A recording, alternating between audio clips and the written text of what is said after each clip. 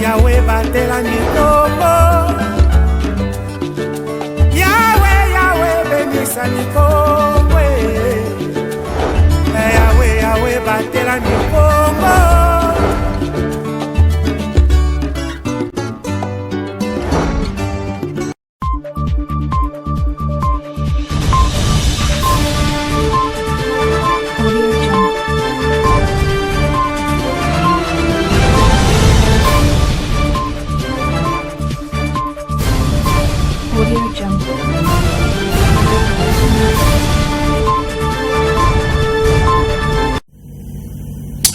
Vous informer, c'est notre devoir, mais c'est également de votre droit. Monsieur et dames, bienvenue dans cette nouvelle session d'information sur Ecopolis Télévision.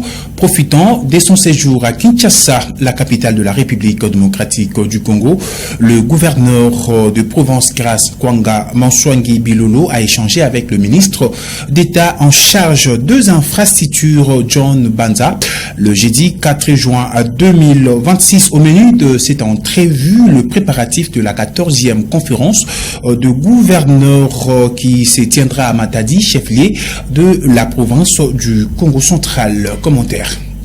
La ville de Matadi, chef-lieu de la province du Congo central, s'apprête pour accueillir le chef des exécutifs provinciaux et le président des assemblées provinciales de toute les provinces de la République démocratique du Congo, l'institution président de la République et une délégation de membres du gouvernement central dans le cadre de la 14e session de la conférence des gouverneurs. En prélude de ces colloques de chefs des exécutifs provinciaux, le gouverneur de province Grace Kwanga Monswangi Bilolo a échangé avec le ministre d'État en charge des infrastructures, John Banza, le jeudi 4 juin 2026 dans son cabinet de travail à Kinshasa. Oui, de la quintessence de cette entrevue, Grace Kwanga Monswangi Bilolo répond. Et nos échanges ont tourné sur la 14e conférence des gouverneurs qui sera organisée dans ma province à Matadi. Nous avons bien échangé, comme vous le savez, il fallait anticiper pour le préparatif. Et le ministre a été très réceptif pour recevoir les doléances du peuple Congo ainsi que de Matadiens. Le ministre a très bien répondu à nos doléances, comme vous le savez.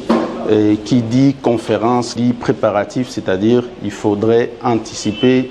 Il y a de nouvelles routes qui vont arriver dans le chef-lieu de la province du Congo central en mars de la 14e conférence des gouverneurs. La route nationale numéro 16 est un véritable calvaire pour la population du territoire de Madimba, Kimvula et Mbanzangungu. Son état de délabrement très avancé préoccupe au plus haut point le chef de l'exécutif provincial du Congo central. On a abordé aussi le problème de la RN16. Comme vous le savez, il y a beaucoup de cris côté de Kimvula, de Kisantu Madimba. Le ministre a promis de réalisation sur cette route les jours à venir. Il y a déjà un concessionnaire qui est déjà sur la route. J'ai senti quand même cette très bonne volonté auprès du ministre national des Travaux publics pour nous amener cela. Donc je peux affirmer déjà les jours à venir qu'on va passer déjà à l'étape des inaugurations, notamment au stade Lumumba, donc on a fait un sujet, mais que je ne vais pas trop dévoiler ici.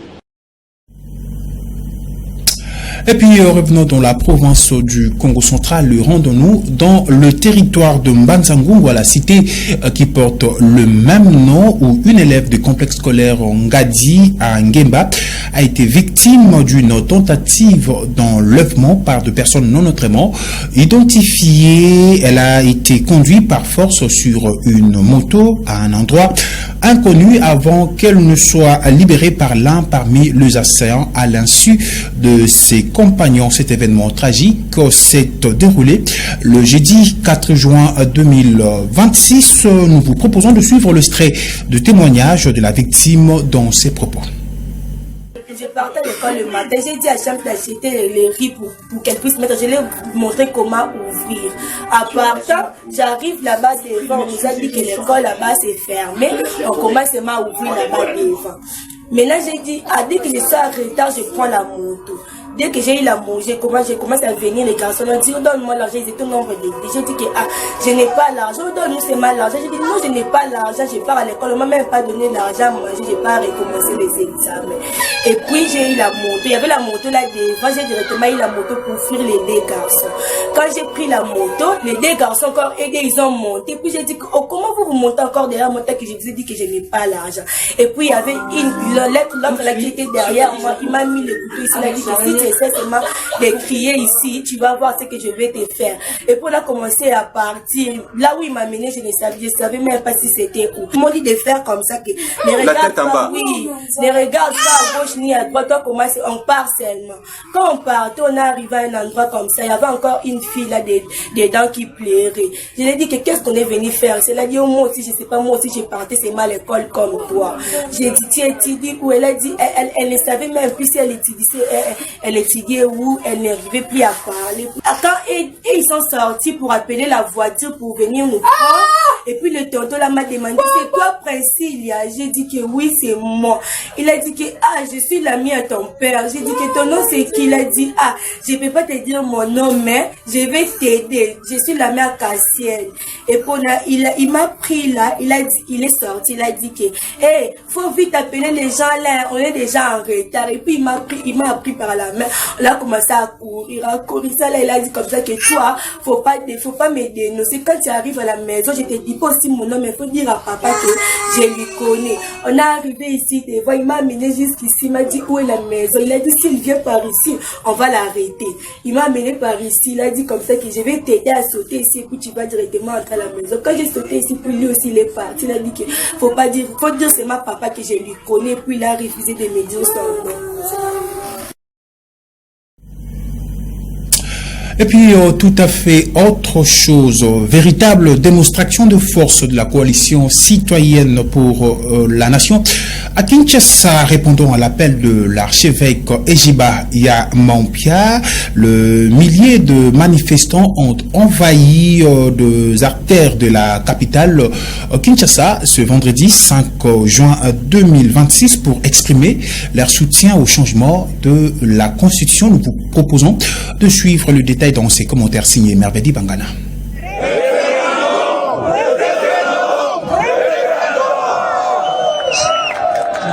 À l'appel de la coalition citoyenne de la nation, CCN, dirigée par l'archevêque Ejiba Yamampia, évêque général de l'RRC, des milliers de Kinois sont descendus dans les rues le vendredi 5 juin 2026 pour soutenir le projet de réforme institutionnelle.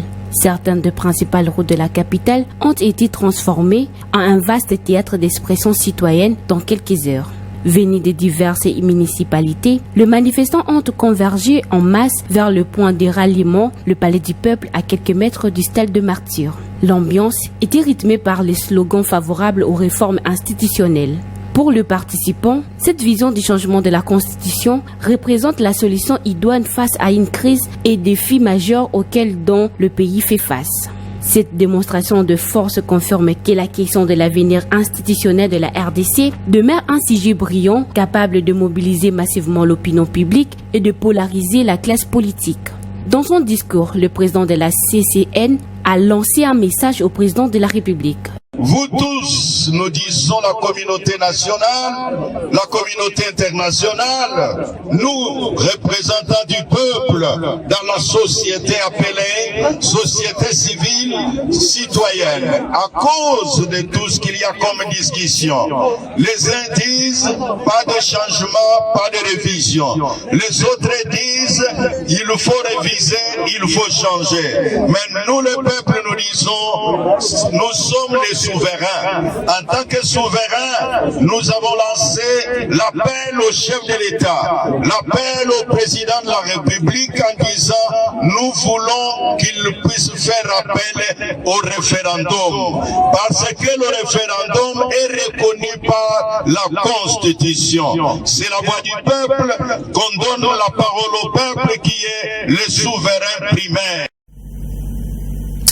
Restons toujours dans cette optique de la politique au lendemain de la journée ville morte. L'opposition congolais passe à l'offensive judiciaire. Réunie au sein de la coalition C64, elle annonce le dépôt imminent d'une plainte pour haute trahison contre Félix Tshisekedi, président de la République démocratique du Congo, qu'elle accuse d'avoir violé la Constitution. En outre, elle projette un sitting devant le palais du peuple. Suivez Deli et Sessanga dans cette déclaration en présence d'autres opposants.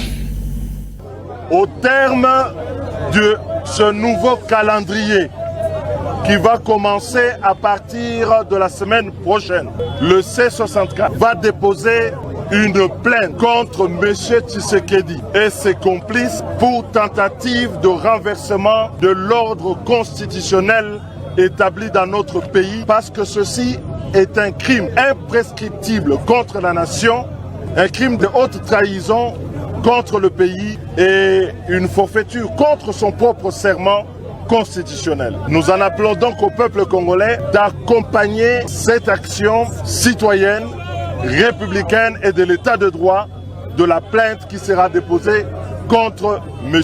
Tshisekedi et ses complices pour tentative de renversement de l'ordre constitutionnel. Cette plainte sera déposée donc le 9 de la semaine prochaine et donc nous nous appelons à ce que le Congolais puisse se mobiliser. L'opinion nationale et internationale porte attention à ce qui va se dérouler en cette date.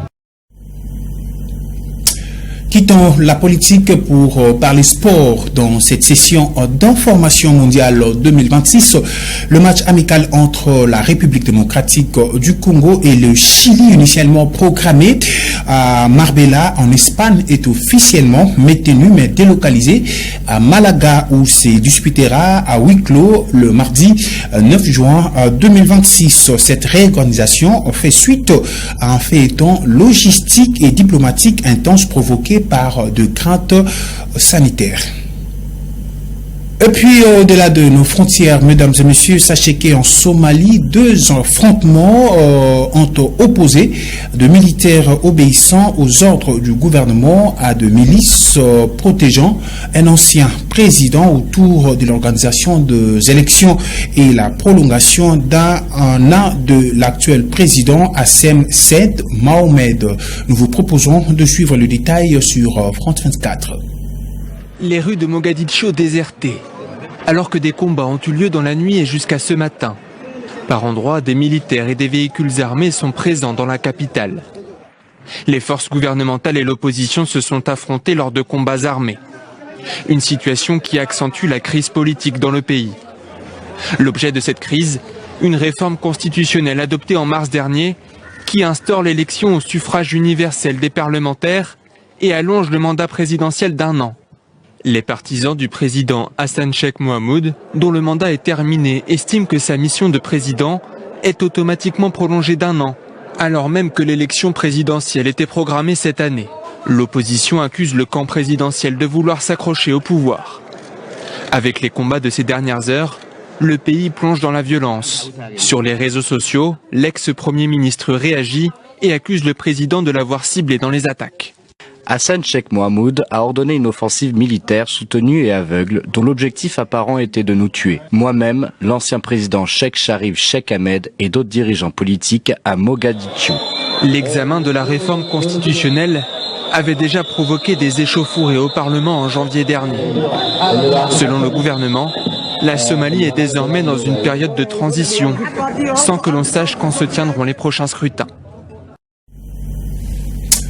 Et voilà, c'est par cette note internationale que nous mettons un terme à cette session d'information sur Ecopolis Télévision. Merci à vous, mesdames et messieurs, de l'avoir suivi. D'ici là, portez-vous bien et bon début de week-end chez vous.